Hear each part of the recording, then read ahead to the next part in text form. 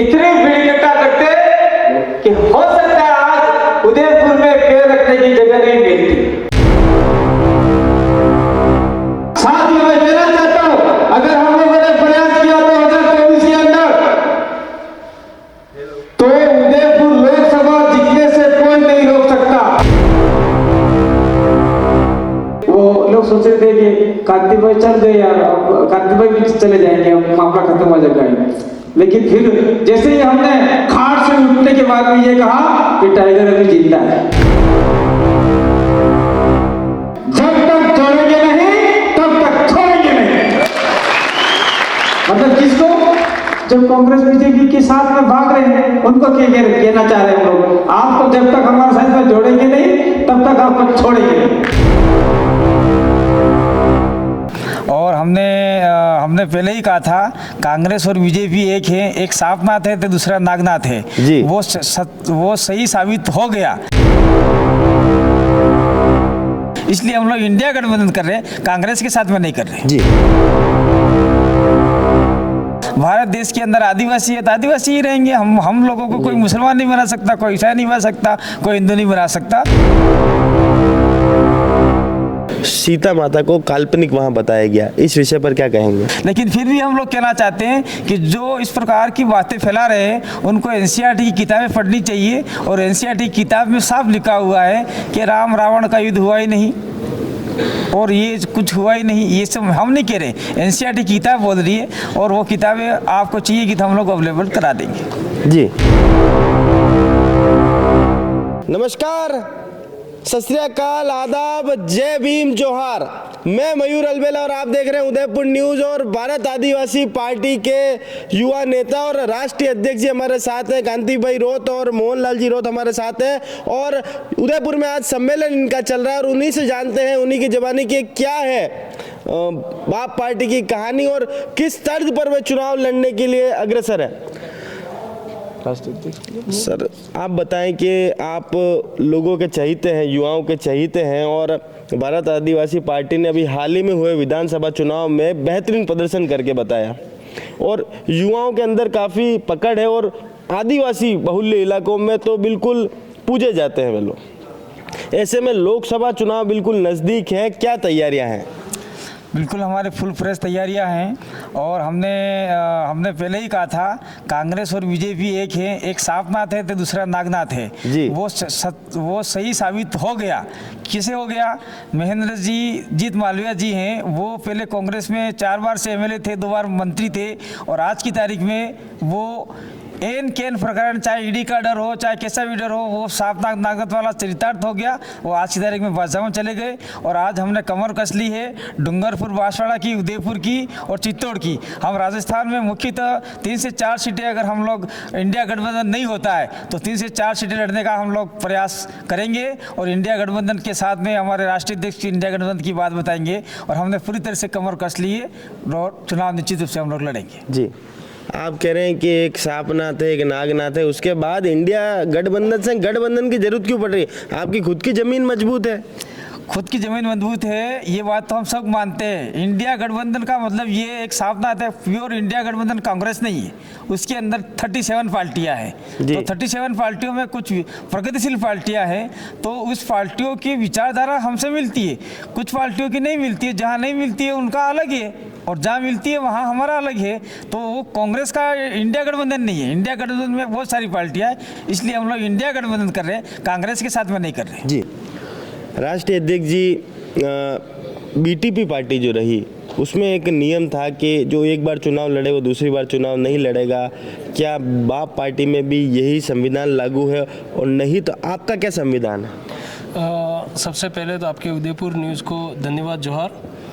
जिस तरह से आप बता रहे हैं कि बीटीपी में एक नियम था, बिल्कुल वो नियम हमारे यहाँ भी लागू है, लेकिन हमारे यहाँ सिलेक्शन प्रणाली को हमने डेवलप कर रखा है। सिलेक्शन प्रणाली में जिस तरह से राजकुमार जी हमारे 84 से दोबारा चुन के आए, तो उनका सिलेक्शन में उनके वहाँ की जो टीम है उसने सिलेक्शन करके दिया है, ऐसा नहीं है कि वो हमने प्रोवाइड किया जी। तो इसलिए सिलेक्शन प्रणाली पावरफुल है। हमने बीसीसी, डीसीसी इस तरह की व्यवस्था बना रखी है। वहाँ की बीसीसी जो ब्लॉक पावर सेंटर है, वो ब्लॉक पावर सेंटर अगर चयन करके दोबारा से देता है तो व्यक्ति वापस भी उम्मीदवार बन सकता है। जी हाँ। जल जमीन और जंगल की बात आप करते हैं और जिन भी नेताओं ने आज तक जल जमीन जंगल की बात करी, लोग हमेशा एकजुट होकर उनके साथ रहे, आवाज़ दो हम एक हो का नारा हमेशा बुलंद हुआ। पर जो भी नेता बने, जो भी आगे आकर नेता बने, उन्होंने अपनी अपनी दुकानें वहाँ चालू कर दी।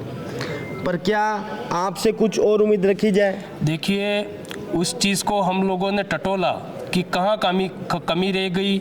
जो लोगों के विश्वास हासिल करके नेता तो बन गए, लेकिन उन्होंने अपनी आवाज़ वहाँ जाके लोकसभा और विधानसभा में बुलंद नहीं की। उसका मूल जो कारण था वो पूना पैक्ट का करार है, जो 1932 में हुआ था। पूना पैक्ट की करार की वजह से कांग्रेस और बीजेपी में जो लोग चयन होके गए, उम्मीदवार बन के गए, उन्होंने हमारे समाज की आवाज़ को आगे बुलंद नहीं किया, क्योंकि वो गुलाम बन गए, पार्टियों के दलाल बन गए। इसलिए हमारी आवाज़ लोकसभा और विधानसभा में आवाज़ नहीं बन सकी।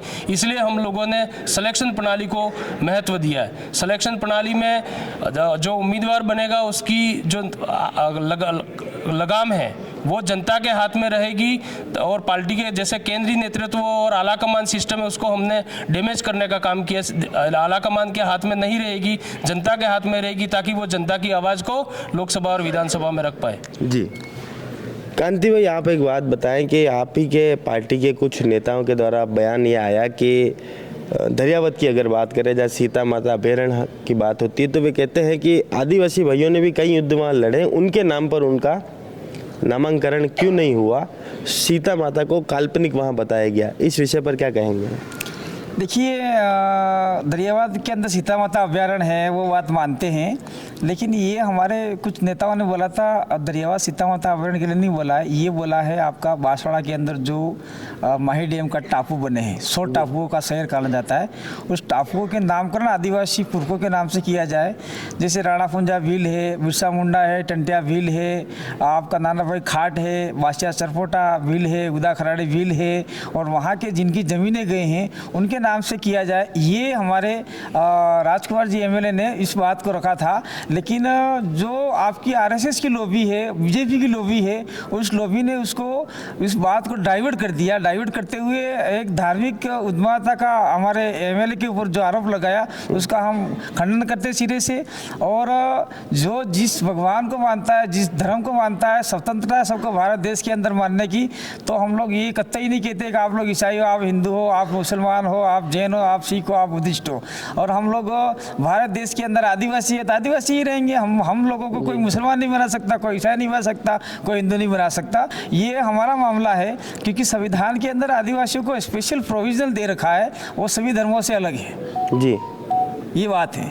इसलिए काल्पनिक बात वाली बात तो हम लोग नहीं कहते, लेकिन फिर भी हम लोग कहना चाहते हैं कि जो इस प्रकार की बातें फैला रहे हैं उनको एनसीईआरटी की किताबें पढ़नी चाहिए। और एनसीईआरटी की किताब में साफ लिखा हुआ है कि राम रावण का युद्ध हुआ ही नहीं और ये कुछ हुआ ही नहीं। ये सब हम नहीं कह रहे, एनसीईआरटी की किताब बोल रही है, और वो किताबें आपको चाहिए कि हम लोग अवेलेबल करा देंगे। जी मोहनलाल जी, आप ये बात बताएं कि 3 सीटों पर चुनाव लड़ने की मंशा आप जता चुके हैं। क्या तीनों सीटों के उम्मीदवार लमसम फाइनल है या उसमें भी अभी कोई मंथन बाकी है? जी, तीनों सीटों पर और भी कुछ अन्य सीटों पर जहां पूर्वी राजस्थान में हमारी रिक्वायरमेंट चल रही है, सारी तैयारियां हम कर चुके हैं। और सब जगह हमारा जो सिलेक्शन प्रणाली के 2 प्रक्रिया पूरी हो चुकी है। अंतिम चयन प्रणाली की अंतिम चरण बाकी है अभी। जी, क्या राजकुमार जी रोत बांसवाड़ा से चुनाव लड़ेंगे, हाँ या ना? जैसा कि आप पूछ रहे हाँ या ना, उसमें जवाब नहीं दे पाएंगे, क्योंकि हमारी जो सिलेक्शन प्रणाली है उस व्यवस्था के तहत अगर सिलेक्शन होके इनका आता है तो वो लड़ सकते हैं, अगर नहीं आता तो वो नहीं लड़ सकते। जी। भारत आदिवासी पार्टी का क्या मकसद है, क्या उनका कानून है, क्या विस्तार से बता पाएंगे लोगों को चैनल के माध्यम से? भारत आदिवासी पार्टी का मकसद यही है कि भारत देश के अंदर दबे कुछ जो लोग हैं, सदियों से दबाए गए हैं, उन लोगों को ऊपर उठाना, गरीब तबके को ऊपर उठाना, संविधान की मूल भावनाओं को धरातल पर लागू करना, जल जंगल जमीन को बचाना, पर्यावरण को बचाना। आज विश्व में पर्यावरण की समस्या उत्पन्न हो रही है, उस समस्या से हर मानव समुदाय, प्राणी समुदाय को खतरा है। आज अमेजन जंगल का जो ऑक्सीजन खत्म हो रहा है, आज भारत देश के अंदर हंसदेव अभ्यारण्य को उजाड़ा जा रहा है, काटा जा रहा है। आज भारत का कोई भी राजनीतिक दल उस चीज़ को उठा नहीं रहा है।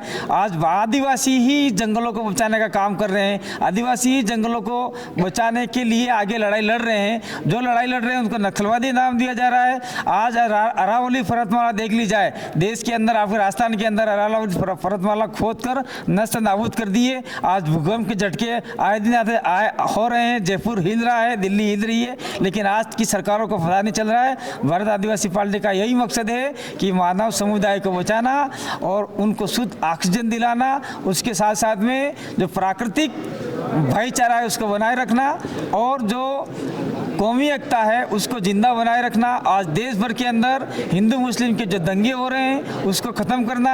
और आज के देश भर के अंदर पहले हिंदू मुस्लिम के दंगे ज़्यादा हुआ करते थे, आज मंदिरों के नाम से आज ज़मीनें हट भी जा रही है, चर्चों के नाम से मंदिरें हट भी जा रही है, आप मस्जिदों के नाम से विभिन्न धर्मों के नाम से ज़मीनें जा रही है। उन ज़मीनों पे उस शिक्षा के मंदिर बने और उस शिक्षा के अंदर हमारे गरीब का हो अमीर का हो सभी वर्ग का वहाँ पे शिक्षा लेकर देश का नाम रोशन करे, IAS IPS और छोटे मोटे आपके अधिकारी बने। यही भारत आदिवासी पार्टी का लक्ष्य है और भारत आदिवासी पार्टी का मोटो यही है कि अधिकतम लोगों को बचाना, संविधान को धरातल लागू करना और जो भेदभाव की नीति है उसको ख़त्म करना, यही मूल मकसद है। जी, अंतिम और आखिरी सवाल, कल बांसवाड़ा के अंदर राहुल गांधी जी आए थे, उन्होंने कहा कि द्रौपदी मुर्मू जी जो राष्ट्रपति हैं भारत की, उनको सिर्फ इस वजह से राम मंदिर के प्राण प्रतिष्ठान में नहीं बुलाया गया क्योंकि वे आदिवासी थी। इस बात में कितनी सच्चाई है और इसे कहाँ तक उचित मानते हैं? बिल्कुल, जो राम मंदिर का प्राण प्रतिष्ठा जो महोत्सव हुआ था उसमें राष्ट्रपति को इसीलिए नहीं बुलाया गया, हम सहमत हैं कि वो आदिवासी इसलिए नहीं बुलाया गया। हम भी बिल्कुल इसका विरोध भी करते हैं और सहमत भी हैं कि इनको इसलिए नहीं बुलाया गया कि वो आदिवासी हैं। जी, तो हमारी विशेष मुलाकात थी भारत आदिवासी पार्टी के तमाम जो पदाधिकारी हैं उनसे विशेष हमारी मुलाकात थी और उन्होंने बिल्कुल स्पष्ट करा है कि 3 सीटों पर वे चुनाव लड़ना चाहते हैं और पूर्वी राजस्थान में भी उनकी बात चल रही है। वे जोर शोर से चुनाव लड़ेंगे और देखना दिलचस्प होगा कि परिणाम किस ओर आएंगे। बाकी बहरहाल पूर्वानुमान के हिसाब से उदयपुर और बांसवाड़ा लोकसभा क्षेत्र में बाप पार्टी एक मजबूत पार्टी के और एक मजबूत विकल्प के रूप में उभर कर सामने आ रही। जय हिंद, जय भारत, जय मेवाड़।